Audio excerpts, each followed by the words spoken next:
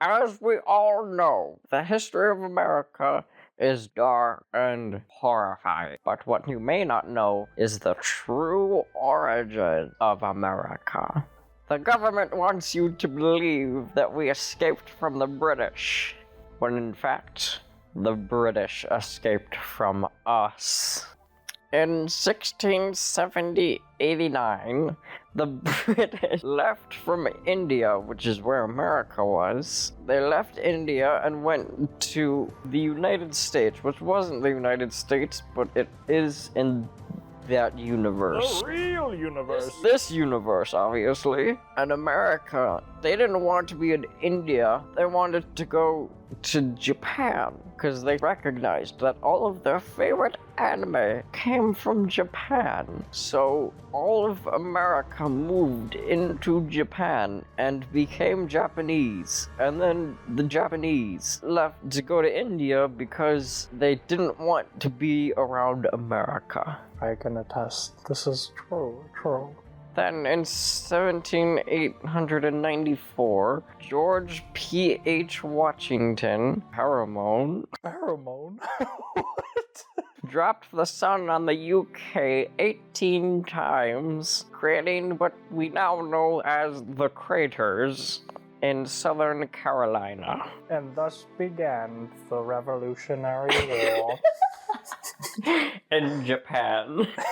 The British soldiers, crawling on all fours out of the crater, began storming the upper peninsula of Michigan, as they knew that's where Jeffrey P.H. Pheromone Washington had his headquarters. Japan was all a ruse. Actually in Canada, but not this Canada, the other Canada, which is actually in Mexico. And so the Mexicans moved to Brazil, and the Brazilians moved to Venezuela. The Venezuelans moved to Norway, and the Norwegians moved to Ireland to forever be known as part of the UK. And this all happened precisely 17,600 and 842. It was a very historically Accurate moment in history. that changed the path of humanity forever. Upon discovering uranium in Venezuela, the Brazilians began creating atomic power and thus gave them the most lethal weapon in the entire world. Nuclear-powered llamas! Nuclear-powered llama. The only way to defend against these nuclear-powered llamas, Jeffrey P.H. Washington Pheromone decided to invent the squirt gun, because everyone knows that nuclear-infested llamas hate water. What they didn't know is that water actually enhances their abilities, and soon there were 7,000 feet tall llamas walking around. With lasers shooting With out their eyes! With nuclear lasers out of their eyeballs, trampling cities in days. Mankind's only hope, the almighty Carl! This is just Carl's origin story. You thought there wasn't a plot here. It's all plot.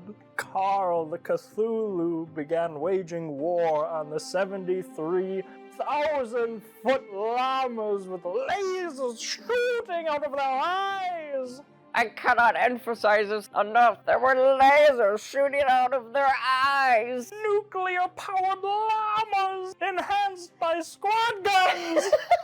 Fighting Cthulhu, also known as Carl. But Carl was weak back then. He hadn't truly seen his final form. Carl knew he had to spread the word.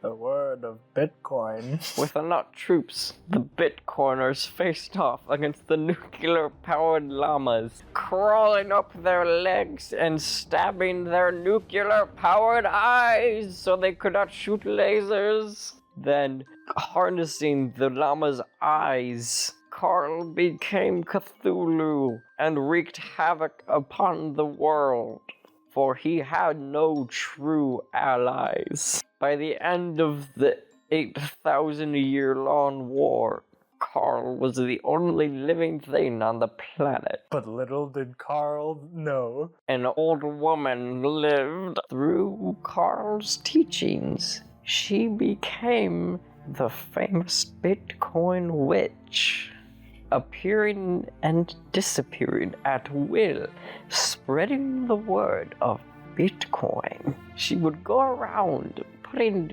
Bitcoins in the ground to grow forests. Bitcoin forest. Truly legendary things. Things of mythology. But little did Cthulhu know, on a tiny island off of the UK, the Norwegians peacefully live. And under the year in 2080, 942 ACDC, the Norwegians that were left stormed Cthulhu's capital in Norwegian, because they're not Norwegian. They're not from Norway. They are from Ireland, but they're Norwegians. So they stormed Cthulhu's capital, which was in Norway, but they weren't in Norway because they're Norwegian, so they were in Ireland. Cthulhu escaped to Russia to start a cheese factory and repopulate the earth. Knowing if the Norwegians closed in on him, it would be the end of Carl the Cthulhu. But little did he know, in his cheese-making factory, he had a bigger threat. Unbeknown to Norwegian, Cthulhu, also named Carl, and the old Bitcoin lady. It was LeBron James. And co-partner Will Smith. He came back. LeBron James, dribbling the sun itself in space, knew he was humanity's only chance to restore peace on Earth. He hollowed out the moon into a disc shape and slam dunked the sun into the moon. But LeBron James had made a fatal trajectory mistake. They forgot to carry the 2 from the 4 after squaring pi ratioed by 4. Oh my god, how could he forget? After the sun collided with Antarctica, it supernovaed, changing time and matter and space itself, resurrecting the llamas from their death. They weren't nuclear powered. They were solar powered llamas now. Oh. Gently grazing on the cheese that Carl left outside his factory for them. And in the end, after more wars and 500,000 more years, the Earth became what we knew today, and Jeffrey P.H. Pheromone Washington became the most evil and crooked man in history. Cthulhu, nuclear-powered llamas then turned solar-powered Norwegians into Ireland, attacking Norwegia. The Americans going from India to Japan. Cthulhu traveling from Norwegia to Russia to make a cheese factory to feed the solar-powered llamas. LeBron James slam-dunking the sun into Antarctica, creating a landmark that only Jeffrey P.H. Pheromone Washington could call home. That's the true history, baby.